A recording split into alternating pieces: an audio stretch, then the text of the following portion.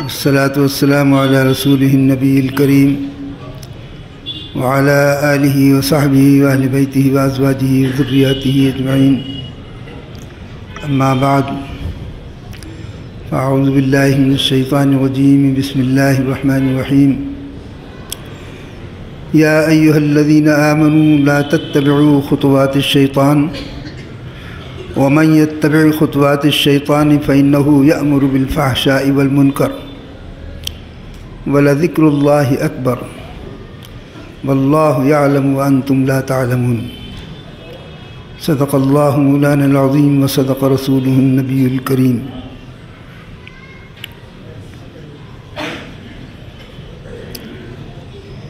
اے ایمان والو، شیطان کے قدموں کی پیروی نہ کرو، کیونکہ جو شخص شیطان کے قدموں کی پیروی کرتا ہے، شیطان کی پیروی کرتا ہے، فَإِنَّهُ يَأْمُرُ بِالْفَحْشَاءِ وَالْمُنكَرِ، تو وہ تو ہمیشہ ہی برائیوں کا حکم دیتا ہے اور بری باتوں کی طرف لے جاتا ہے. وَلَذِكْرُ اللَّهِ أَكْبَرُ، اس کے مقابلے میں اللہ کا ذکر یقیناً بڑا ہے، اور اللہ جانتا ہے تم نہیں جانتے.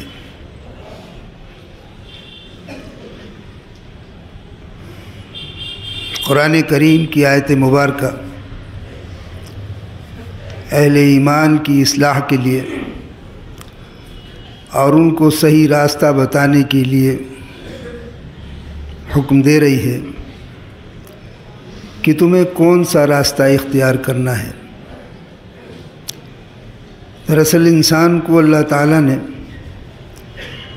اس دنیا میں پیدا فرمایا، بار بار انسان کو اس بات کی طرف توجہ دلائی ہے کہ انسان اپنے غرور و تکبر میں مبتلا نہ ہو، اپنی طاقت اور قوت اور اپنے پیسے پہ مغرور نہ ہو،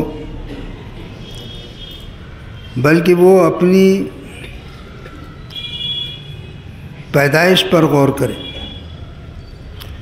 سب سے بڑی چیز ہے کہ انسان اپنی پیدائش پہ غور تو کرے. کیا انسان ایسا نہیں تھا؟ هل أتى على الإنسان حين من الدهر شيء مذكورا لم يكن شيئا مذكورا، کیا ایسا وقت نہیں گزرا کہ انسان جو ہے وہ کسی ذکر فکر کے لائق ہی نہیں تھا، اس کے وجود کا پتہ ہی نہیں تھا کہ وہ کہاں ہے اور کہاں نہیں ہے، کس کے گھر میں پیدا ہوگا، کہاں پیدا ہوگا، کن لوگوں کے یہاں پیدا ہوگا، انسان کو کچھ معلوم نہیں تھا. اِنَّا خَلَقْنَا الْإِنسَانَ مِن نُطْفَةٍ أَمْشَاجٍ، پھر ہماری قدرت دیکھو کہ ہم نے انسان کو اچھلتے کودتے پانی سے پیدا کر دیا. ماں باپ آپس میں ملتے ہیں تو ان کے ملنے سے جو پانی کود کر نکلتا ہے، امشاج، ہم نے اس کو اس اچھلتے کودتے پانی سے پیدا کر دیا. اور جو کہ ناپاک ہے، اگر کپڑے پہ لگ جائے تو کپڑے کا دھونا واجب، بدن پہ لگ جائے تو بدن کا دھونا ضروری ہے، جسم سے باہر نکل جائے تو پھر اس پر غسل واجب. ایسے پانی سے ہماری قدرت دیکھو، ہم نے انسان، ہم نے تجھے پیدا کر دیا. پھر پیدا کر کے یوں ہی نہیں چھوڑ دیا. دنیا اسی فلسفے پہ چلی گئی کہ یہ سب دنیا یوں ہی چل رہی ہے، یوں ہی سورج گھوم رہا ہے، یوں ہی چاند گھوم رہا ہے، یوں انسان پیدا ہو رہا ہے، یوں مر رہا ہے، یوں آ رہا ہے، یوں جا رہا ہے. اس آنے جانے سے دنیا کی قوموں کو دھوکہ ہو گیا اور وہ آواگمن کے قائل ہو گئے کہ روحیں آتی ہیں، وہی روحیں آتی ہیں، وہی جاتی ہیں، وہی آتی ہیں، وہی رہ جاتی ہیں. اسے نہیں معلوم کہ خداوند تعالیٰ نے ارواح کو بھی پیدا کیا۔ انسان کی پیدائش سے پہلے، ہر چیز کی پیدائش سے پہلے اس کی روح کو پیدا کیا۔ ہر چیز کے اندر روح ہے، پتھر کے اندر بھی روح ہے، نباتات کے اندر بھی روح ہے، پہاڑوں میں بھی روح ہے، پانی میں بھی روح ہے، ایک ایک قطرے میں روح ہے۔ روح نہیں ہو تو قطرہ بہہ نہیں سکتا، پتھر میں روح نہیں ہو تو پتھر جمع نہیں رہ سکتا، کھیلا کھیلا ہو جائے گا۔ ہر شے کی روح کو اللہ تعالیٰ نے پہلے روح کو پیدا کیا، جسم کو بعد میں پیدا کیا۔ تو ہم نے انسان کو پیدا کیا،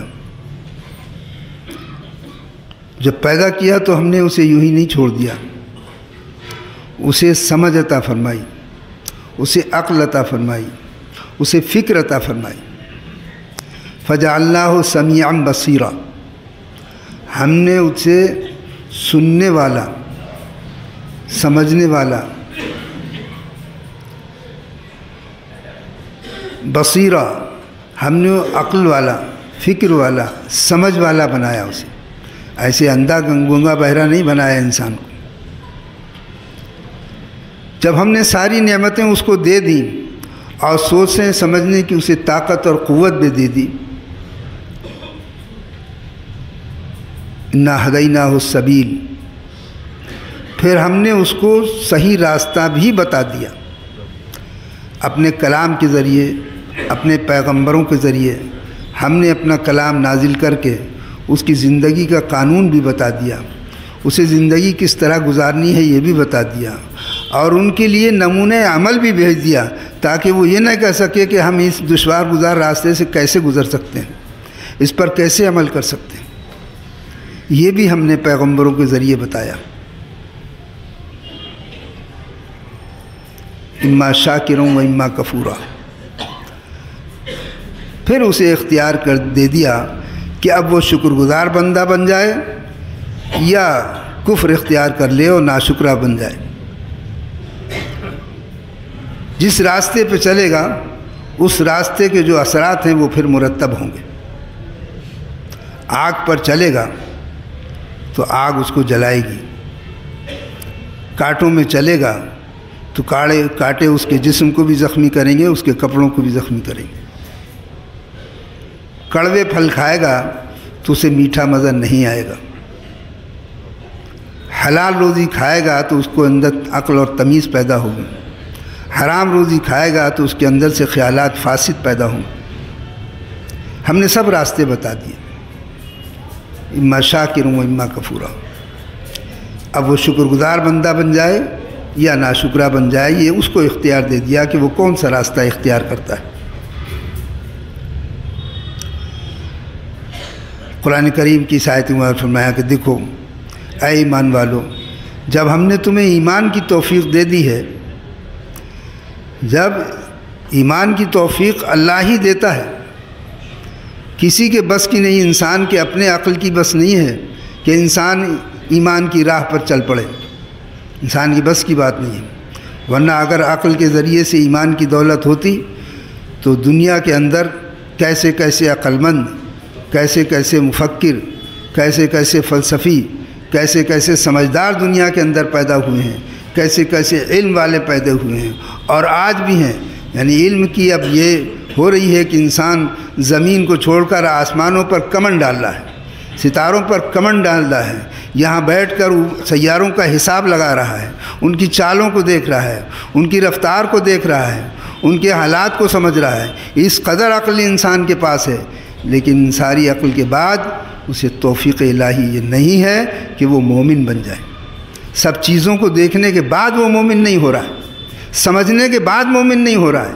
ایسا نہیں ہے کہ وہ نہیں سمجھ رہا ہے، خوب سمجھ رہا ہے، جان رہا ہے کہ اس کے پیچھے کوئی طاقت کار فرما ہے، وہ جانتا ہے کہ اس کا سب چیزوں کا پیدا کرنے والا کوئی نہیں ہے، وہ جانتا ہے کہ یہ سب یوں ہی کام نہیں ہو رہا،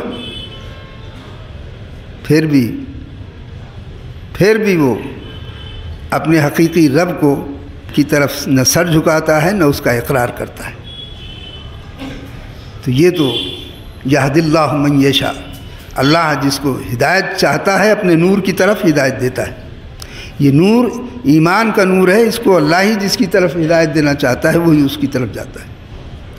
اس لیے اللہ تعالیٰ نے متنبع فرمایا ہے یا ایھا الذین آمنوا، اے ایمان والو، لا تتبعوا خطوات الشیطان، اب جب تم کو ایمان کی توفیق دے دی ہے تو اب تم شیطان کی پیروی مت کرو، اس کے پیچھے مت چلو، وہ تو تمہارا انہ عدو مضل مبین، وہ تو تم گمراہ کرنے والا کھلا ہوا تمہارا دشمن ہے، تم دشمن کے پیچھے کیوں چل رہے ہو؟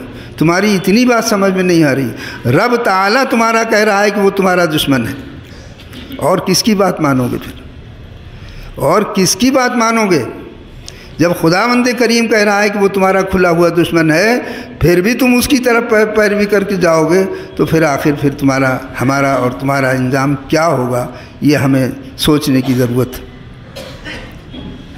وَمَن يَتَّبِعْ خُطُوَاتِ الشَّيْطَانِ، اور جو شیطان کے قدموں کی پیروی کرے گا، فَإِنَّهُ يَأْمُرُ بِالْفَحْشَاءِ وَالْمُنکَرِ، تو وہ تو گناہوں کی حکم دیتا ہے، وہ تو برائیوں کی طرف لے جاتا ہے، وہ تو خراب کاموں کا حکم ہی دیتا ہے، وہ تو کام ہی اس کا یہی ہے۔ یأمر بالفحشاء والمنکر، جو منکر باتیں ہیں، جو اللہ کو پسند نہیں ہیں، اللہ کے رسول کو پسند نہیں ہیں، جو اسلام کو پسند نہیں ہیں، انہی راستوں کا وہ حکم دیتا ہے، انہی راستوں کو وہ چلاتا ہے، انہی راستوں پر چلنے کی وہ طاقت اور ہمت بندھاتا ہے انسان کے اندر۔ وَلَذِكْرُ اللَّهِ اکبر، اس کے مقابلے میں اللہ کا ذکر زیادہ مضبوط ہے۔ یہ مہینہ آخری سال کا آخری مہینہ ہے، دسمبر، اس کی آخری رات میں جو دنیا کے اندر فحشاء اور منکرات کا ننگا ناچ ہوتا ہے، جو سڑکوں کے اوپر، ہوٹلوں کے اندر، میخانوں کے اندر، تمام دنیا میں جو رنگریلیاں ہوتی ہیں، کیا سمجھا جاتا ہے کہ سب ایک سال جا رہا ہے، ایک سال آ رہا ہے، تو سال کے آخری رات کے اندر وہ ادھم گردی وہ ہوتی ہے، اور اس میں ایمان والے بھی شامل ہوتے ہیں۔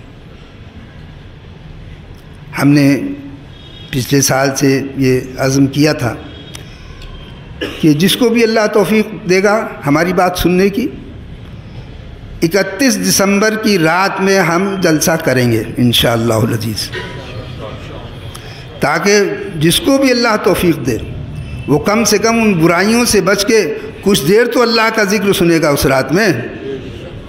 یہ ہمارا عزم تھا کہ کم سے کم کچھ دیر تو بیٹھے گا، 1 گھنٹہ 2 گھنٹے بیٹھ کر اللہ کا ذکر سنے گا۔ جتنی دیر وہ اللہ کا ذکر سنے گا اتنی دیر تو کم سے کم برائیوں سے بچ کے رہے گا، اور اللہ تعالیٰ جسے توبہ کی توفیق دے دے گا تو ساری زندگی اس کی سنور جائے گی۔ تو اس لیے